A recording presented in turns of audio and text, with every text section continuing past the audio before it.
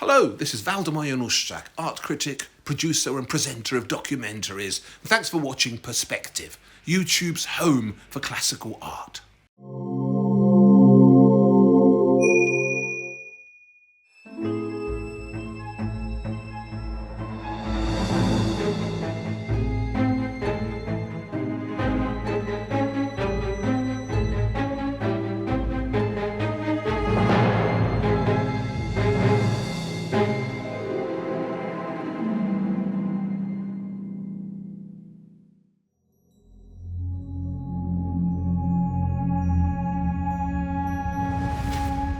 Close to the city of Xi'an in northwestern China lies a vast and ancient mausoleum, the burial ground of the mighty Tang Dynasty. The Tang Dynasty must have been one of the most powerful empires in the world. The Tang Dynasty lasts for more than 300 years, and when Chinese look back, they consider this period is one of the most powerful dynasty in their history. It was here in 1960 that a team of Chinese archaeologists made an extraordinary discovery.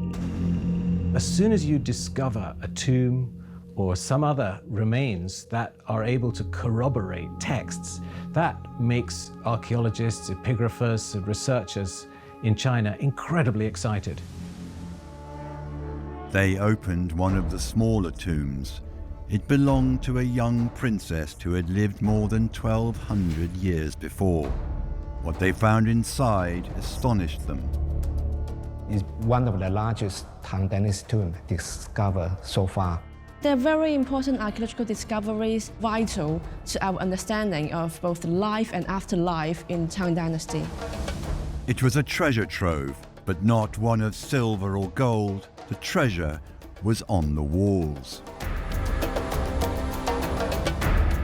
The first section of the mural painting depicts the official guardian guarding the tomb.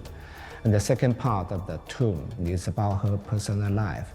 And the last section of the mural painting, that is where the coffin was found. It has a creation of an afterlife by giving her the spaces that would be appropriate for her. An amazing find. In those chambers of death, they found life.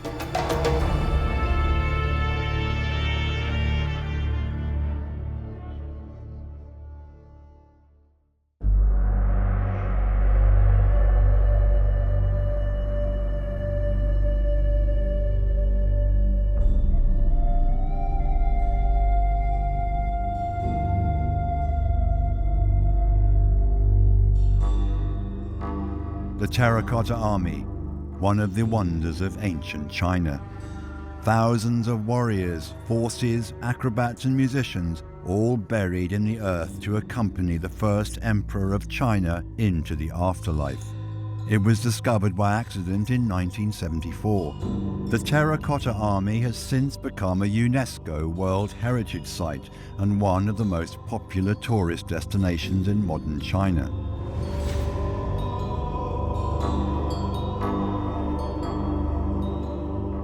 But just 60 miles away lies another burial ground of China's imperial past, and another wonder. The murals discovered in the tombs of Qianling Mausoleum offer an unprecedented glimpse into the life during the Tang Dynasty, a golden age in Chinese history when they ruled an empire larger than that of Rome. The Great Dynasty began in the year 618. The last emperor had been assassinated. China was engulfed in civil war, but from the chaos, a new ruling family arose. It really started with the Li family seizing power from the declining Sui dynasty. China has been suffered from almost 500 years civil war. So soon after the Tang Dynasty unified China again, it developed fast in economic and then culturally. The ruling family of the Tang Dynasty, the Li family, they were a Turkic-speaking aristocratic family from the northwestern regions of China.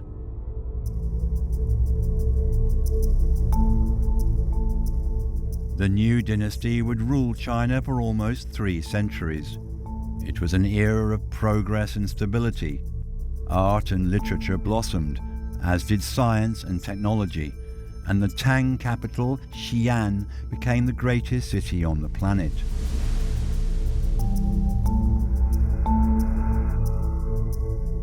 Today, the modern metropolis of Xi'an is built on the site. Few remnants of the Tang capital remain. But the Great Wild Goose Pagoda in the south of the city is one. Dating to the mid-7th century, it offers a hint of Xi'an's lost grandeur. The original Tang capital would have been completely flattened at the end of the dynasty. You wander around the city walls today, you can still get a sense of this amazing city. The Tang capital had dozens of huge and well-sponsored temples. Some of the towers and pagodas being constructed would have been up to 60 or 70 meters high. That's an amazing landmark on a skyline. Xi'an being the capital of the whole planet, it gathered a lot of merchants and religious people, and even visitors from all over the world.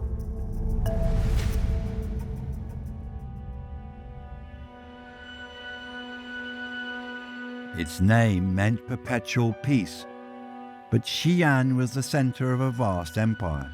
The Tang's influence stretched into modern Vietnam and Korea in the east and into Afghanistan in the west.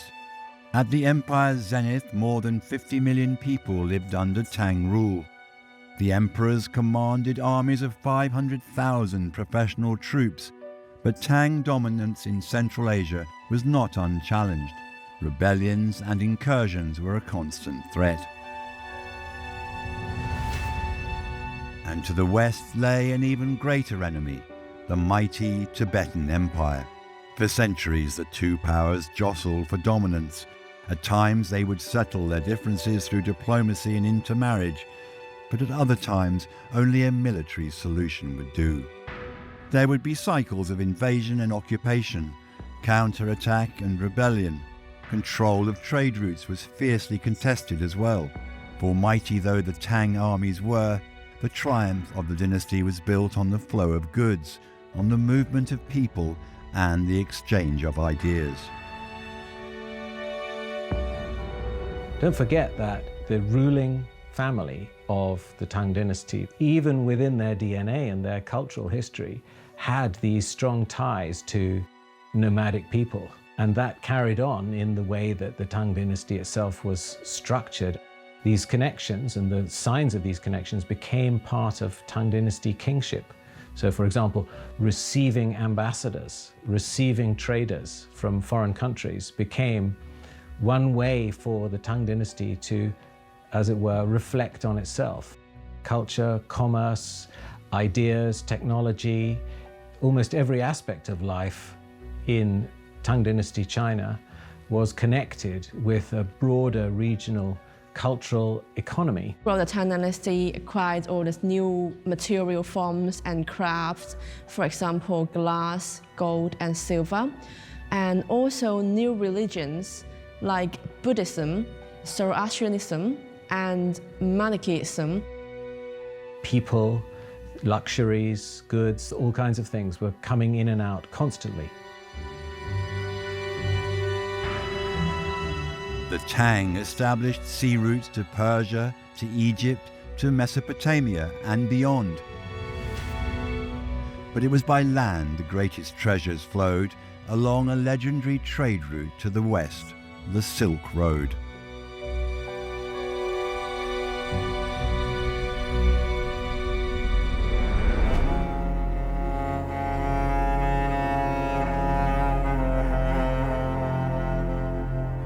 The Zhenling Mausoleum in northwestern China is a window into another time.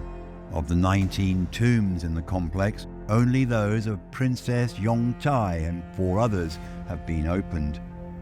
But in the murals found within, the 7th century heyday of the Tang Dynasty is brought to life in stunning detail and colour. Their scenes show a wealthy, diverse society where customs, goods and fashions of foreign lands were welcomed, integrated, reinterpreted and made together into something unique. It was a melting pot, impossible to imagine without the network of trade routes which linked Tang China and the world. The Silk Road stretched from the west of the Tang capital of Xi'an. Its merchant caravans skirted the mountain ranges of Central Asia. They threaded the valleys of Afghanistan and crossed the Karakum Desert. And on they went, towards the Caspian Sea, the Black Sea, and Europe beyond. The Silk Road is a term coined by a German geographer von Richthofen in the late 19th century to refer to an extensive network of nodes used for trade in essentially the medieval period, sometime between 3rd and 4th century and right up to around the period of the Mongol conquest, 13th, 14th century. So about 1,000 years of medieval history.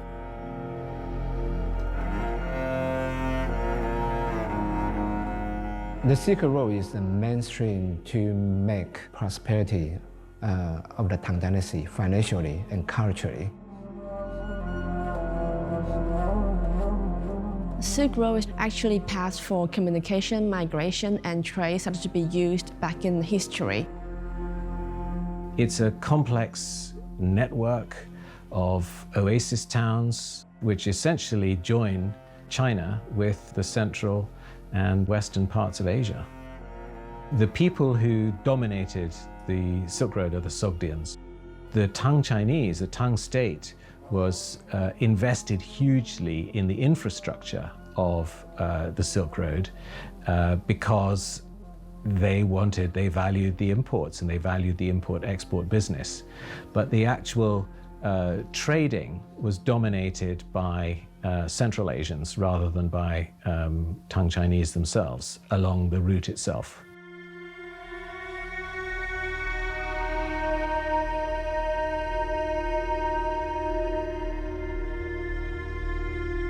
The Silk Road, which connected Tang China to the west, had its origins centuries earlier. The Greeks, under Alexander the Great, had pushed east as far as India. 2 centuries later, their descendants in Central Asia were met by Chinese embassies of the great Han Dynasty. A Chinese military presence in the region followed, securing the first open trade route across the continent. The Han coveted the horses bred further west, which were stronger and faster than their native breeds. Chinese luxuries such as silk went the other way, passing from merchant to merchant across thousands of miles, making many rich along the way.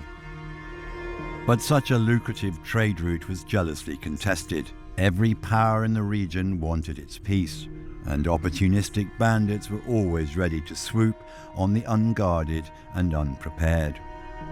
The Han Dynasty fell in the 3rd century. The Roman Empire too would soon fracture. The Silk Road closed.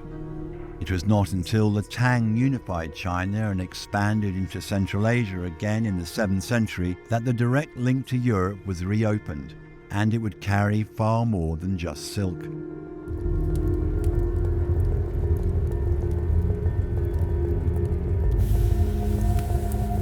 There were more than silk which were traded along the Silk Road. There were also glass, gold, and silver. It's also very important to the development of Chinese cuisine, including also spice and new fruits like melons and grapes and walnuts. For the first time, Chinese start to enjoy wine made of grape, because before that, the Chinese wine is usually made of rice or sorghum. Many other things other than silk were moving across the Silk Road, including things to do with medicine, ideas, people, warfare, luxuries, all kinds of things. It's very interesting. From the mural painting, we discover a lot of evidence about during this time, China has adopted a lot of cultural activity from the Central Asia. For example, The first time we see the Chinese start to play polo, this all never happened in China before. Probably the most important set of ideas that traveled along the Silk Road into China would have been Buddhism. There's all kinds of sutras were coming from India and triggering and stimulating new interest in this particular religion and faith. It was a huge stimulus to the history of ideas in medieval China. Along with religious ideas, there also came new architectural plans like Buddhist pagodas into China. There were also new decorative elements like the very popular pearl borders, which were extensively used in Tang Dynasty textiles. The Silk Road enriched the Tang Dynasty in more ways than one, and it made control of the empire all the more tempting a prize for the ruthless and ambitious. There was none more ruthless and ambitious than the woman who rose from courtesan to the highest throne in the land, one of the most extraordinary figures in Chinese history, Zetian. She was born in 624. Her family was wealthy and an early backer of the new Tang regime. That saw her place in the imperial court as a lesser concubine to the emperor. She was 14 years old. She watched, she learned, and she waited for her moment.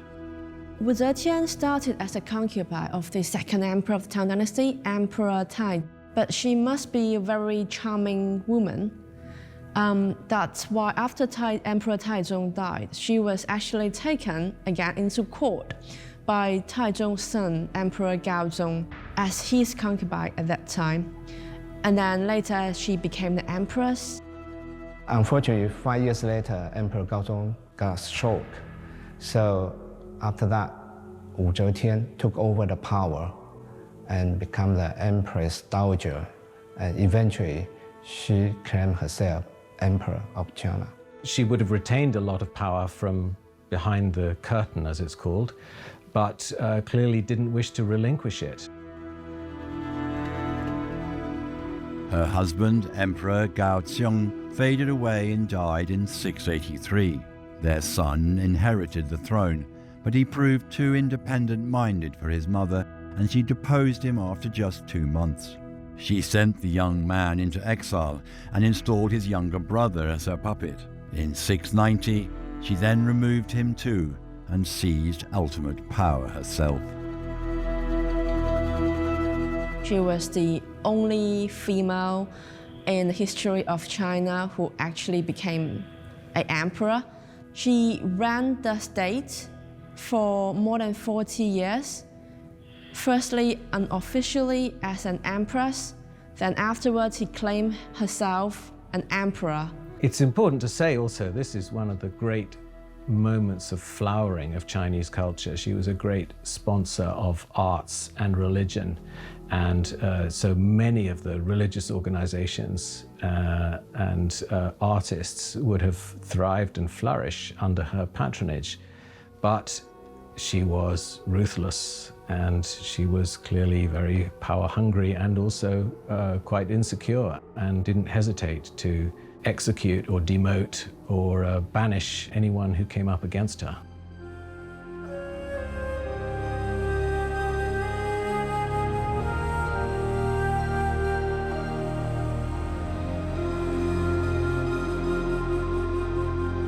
Wu Zetian's secret police stamped out any dissent. Old and powerful families who might threaten her were repressed.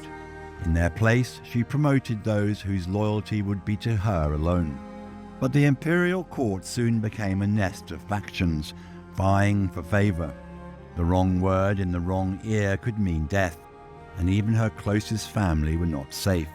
In her rise to power, it is said, Wu Zetian killed her infant daughter to frame and discredit a rival. By the time she was emperor, she had lost none of that calculating brutality, as her granddaughter, Princess Yongtai, was soon to discover.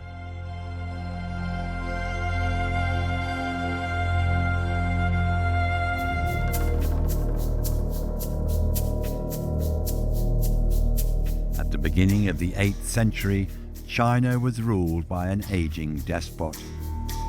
Wu Zetian had begun life at court as a lowly concubine, but through her cunning and her brutality, she had seized power, deposed her own children, and declared a new dynasty of her own.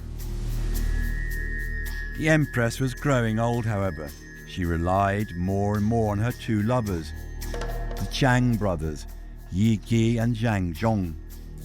The Changs grew powerful and made enemies.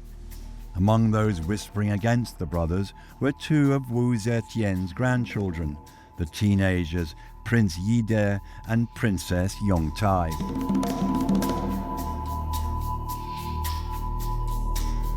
Princess Yongtai was obviously said to be a great beauty who, if she stood next to plum blossoms, the plum blossoms would look drab. Prince Yide's name is Li Chongren. He is the grandson of Emperor Gaozong and Empress Wu Zetian. But when Empress Wu Zetian was in power, he got himself into trouble by criticizing his grandma's unusually intimate relationship with two male officers and her trust towards them. She displayed what would have been regarded as very corrupt behavior by favoring her favorites with business deals and status, titles, elevating them essentially far beyond, as it were, their worth. Wu Zetian discovered Princess Yongtai and her brother and her husband talk about her private life behind her back. She got very annoying. Their youth and family connections were no defense. Wu Zetian's vengeance was swift. Yide, Yongtai and her husband were all sentenced to death. There were different records about their death. So Prince Yide supposedly was caned to death. But there are different stories about the death of Princess Yongtai. It's not entirely clear. Her epitaph says she died in childbirth, but it's more likely that she was poisoned and by the Empress Wu. Archaeologists and also scholars have discovered her brother and also her husband would die just one day before her. So this coincidence seems unlikely to happen. She died in a childbirth. So now most of the scholars have agreed that she was killed by her own grandmother, Wu Zetian. But Wu Zetian's grip on power was fading. Despite the risks, a plot was hatched to remove her favorites, the hated Zhang brothers. When she fell ill early in 705, the conspirators made their move. The brothers were killed, and the ailing empress forced to abdicate. The son she had deposed 20 years earlier reclaimed the throne. Wu Zetian's dynasty was over. Old crimes were wiped away with it. Princess Yongtai and her brother were reburied. Magnificent new tombs were built for them, a ringing statement of the break with the old regime.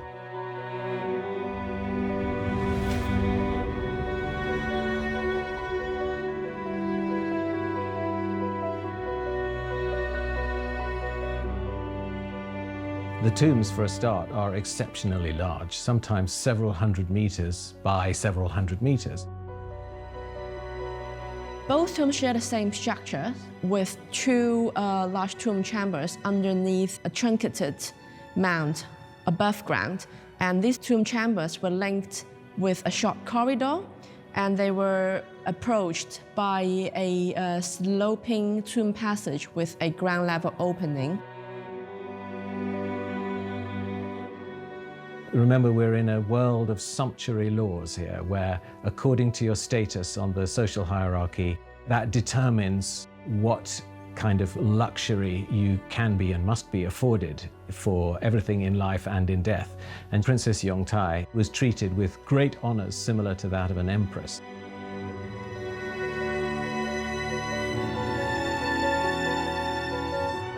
Grand tombs of Princess Yongtai and her brother were sealed up in the year 705, but as the decades and centuries passed, the ways in were forgotten. All of these tombs are basically all marked by a very grand spirit way, flanked by large stone statues, which lead to a massive tomb mound or actual mountain. There would originally have been guards and guardians and keepers living on site. But once a dynasty has fallen, there's no reason for that, and they gradually, would have melded into the landscape. It can be very difficult to actually locate where exactly the tomb chambers are, either underground, underneath a big grave mound, or within a big mountain. So if you see the big mound there, but you still don't know from where you dig into and to locate the tomb chambers where everything is buried.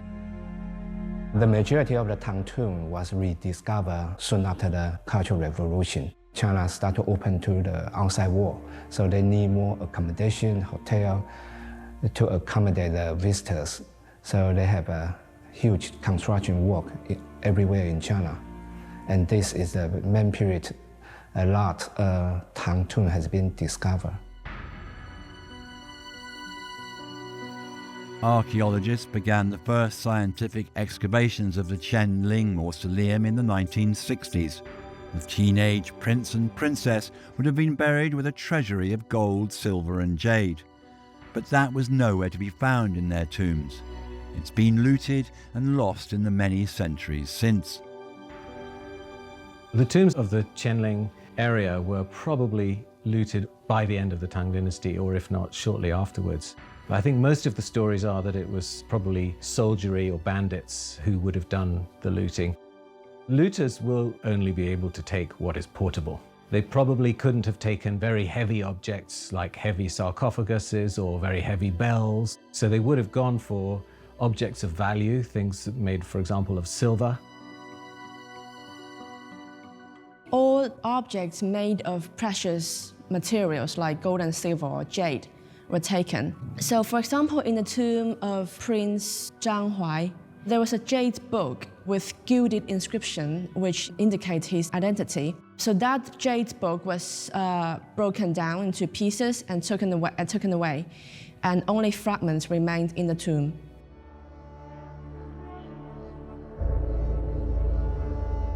But the thieves were less interested in pottery. Hundreds of ceramic figures were left in Princess Yongchai's tomb alone. And there was another thing the raiders did not steal: the stunning frescoes which lined the tomb walls. You have recreations of court scenery, of the capital scenery, and of massive processions and events. The first section of the mural painting depicts the official guardian guarding the tomb. And the second part of the tomb is about her personal life. And the last section of the mural painting, that is where the coffin was found. What gets painted in the tombs are all the things that the occupant is going to need in the afterlife. So if that means, for example, that they must be accompanied by a dozen beautiful ladies in waiting, then they must be painted there. If it also means that they must have musicians and dancers, bodyguards, if they must be able to witness great military parades and pageants, if they must live in fantastic buildings and be fed marvelous food, the wherewithal must all be there.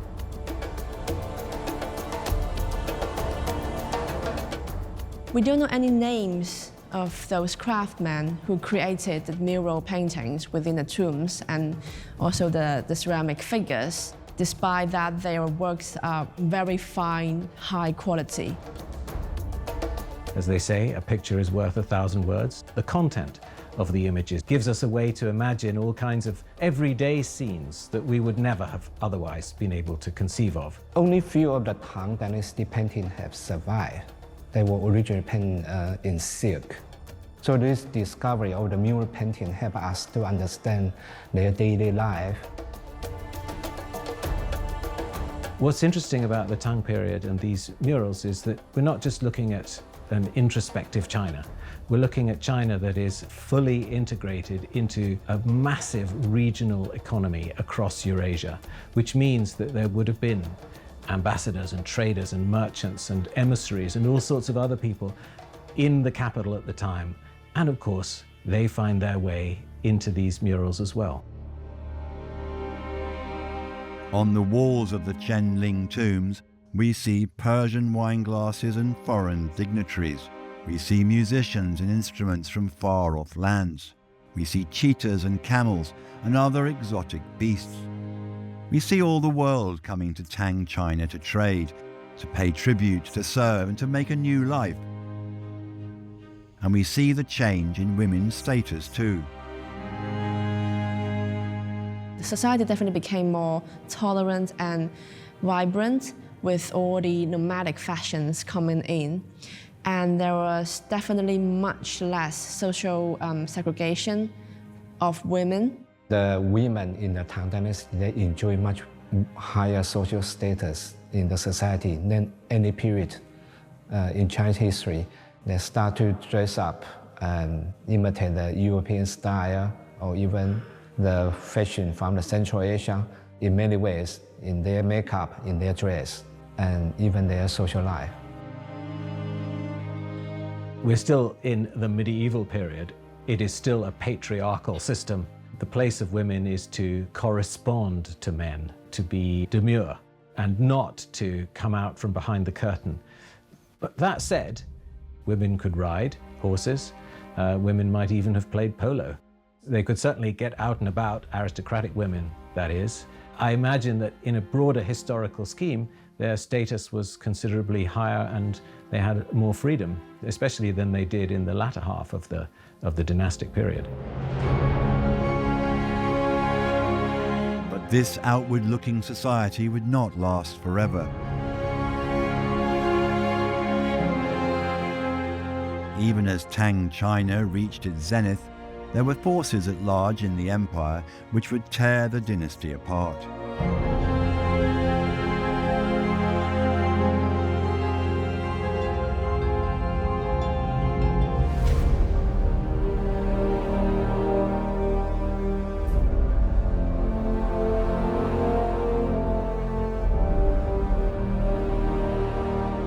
By the middle of the 8th century, Tang China was at the peak of the Golden Age.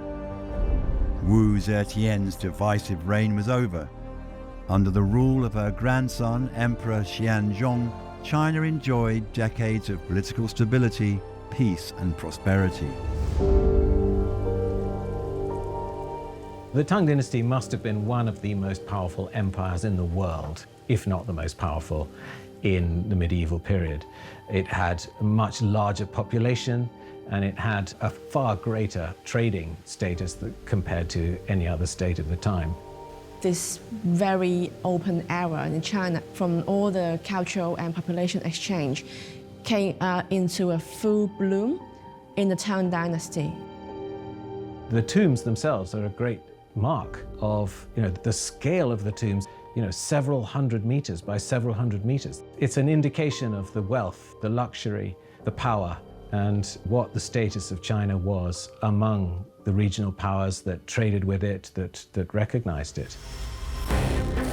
In December 755, however, disaster struck. An Lushan was a powerful general in the Tang army and a favorite of the emperor. But he had a bitter rivalry with the emperor's chief minister. After one provocation too many, An Lushan rebelled. Civil war beckoned in China. With the mighty northern garrisons under his command, An Lushan swept southwards. Within months, his armies had captured the great city of Puyang. There, he declared himself the first emperor of a new dynasty, the Yan. He marched onwards to Chang'an.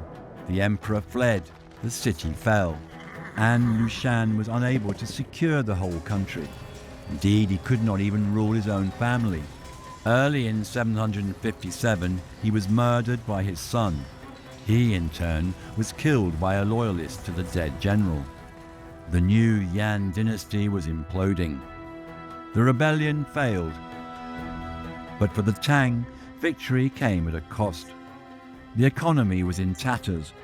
Thousands upon thousands had died, and more had been forced to flee their homes.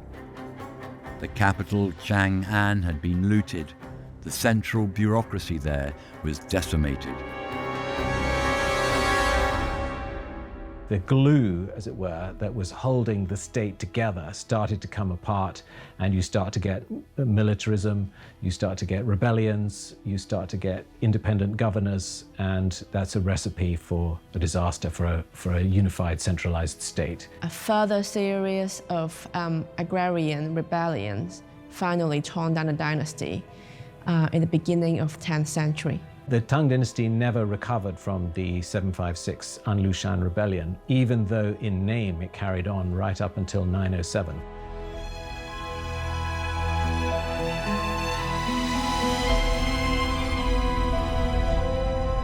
As the power and authority of the Tang withered, so did their control over the western regions. Their old rivals, the Tibetan Empire, swooped in. The Silk Road, which had brought the Tang such prosperity, was closed. The 9th century then saw a series of natural disasters and another devastating uprising against imperial authority. This time, there would be no recovery. In 907, the last Tang emperor was forced from the throne. After ruling China for almost 300 years, the great dynasty was over. China entered a new age of political upheaval, as the once unified state collapsed into rival kingdoms. But the triumphs of the Tang dynasty were not forgotten, and though their reign ended more than 1100 years ago, the legacy of Tang China can still be felt today.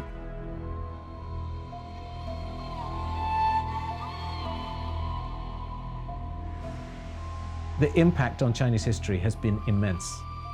They defined many of the institutions and institutional practices that come to help us identify what their culture is.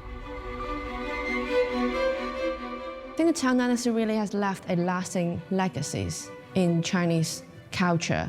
It's renowned for its literature and its ceramics. Also, it is when woodblock printing started in China. So these are all the lasting legacies in Chinese material culture, which are still very important in our daily life. If you take, for example, something like the civil service examination system for recruitment of officials to government, that was founded in the Han Dynasty, but it really only became a meritocracy in the Tang Dynasty. And towards the end of the Tang Dynasty, you start to get men coming into government who are often from obscure families but are brilliant. And a mechanism was found within the system to enable them to rise to the top and to become advisors to government. So these kinds of institutional frameworks are hugely important. Not to mention things also like calligraphy. In the history of calligraphy, essentially by the early Tang Dynasty, the modern script which everyone writes today was formed.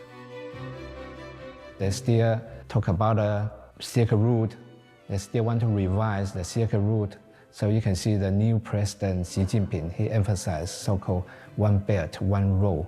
This is one to echo their golden period of Silk Road. And when Chinese look back, they consider this period is one of the most powerful dynasty in their history.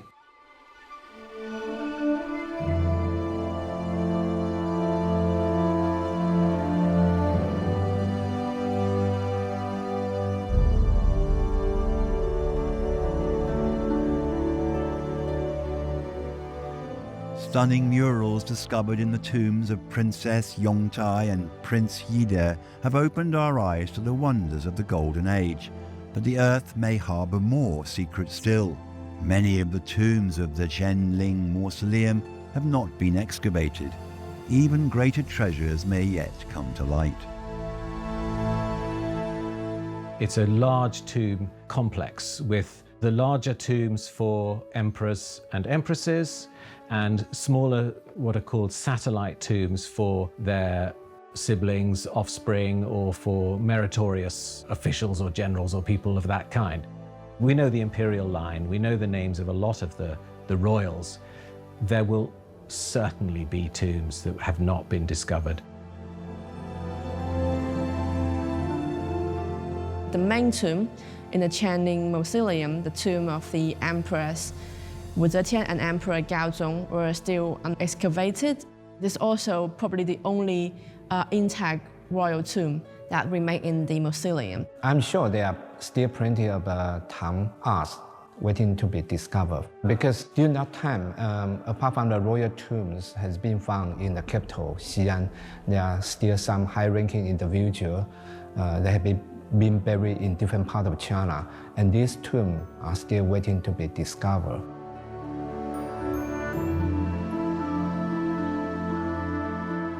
We will probably expect to see a lot more fascinating mural paintings, a lot more valuable items, for example, gold and silver in these tombs, and also maybe very prominent artistic work, like calligraphy work.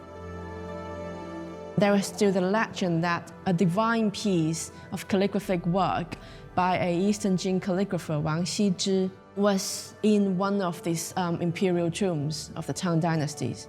I think the Chinese government sensibly has a policy of not biting off more than it can chew, and of just dealing one by one with the major tombs, which require a huge amount of archaeological resource and effort to excavate and then to report upon. So I think they should take their time and do it methodically and sensibly.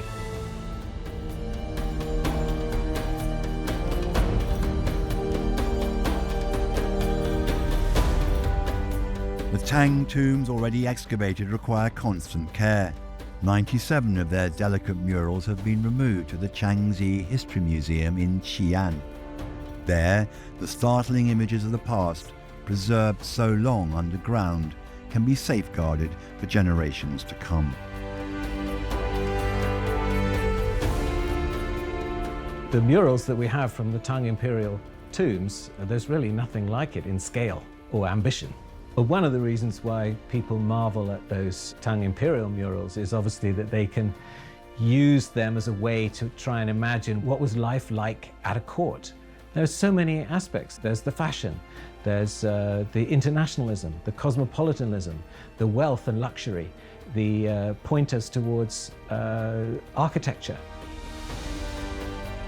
There's so many aspects of life that are brought to life by these murals. What was it like to be a fly on the wall at the court of the princess? We really wouldn't have very much idea without these amazing Tang Dynasty imperial murals.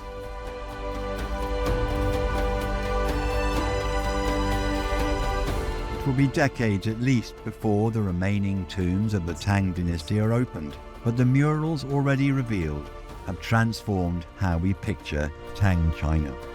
They have shown us what the history books can only tell us, that this was a cosmopolitan society connected to the world and a military superpower unrivaled in its age. And though the murals may have faded and their paints cracked, they have preserved something more precious than all the treasures that once filled those silent tombs. They preserve the spark of life.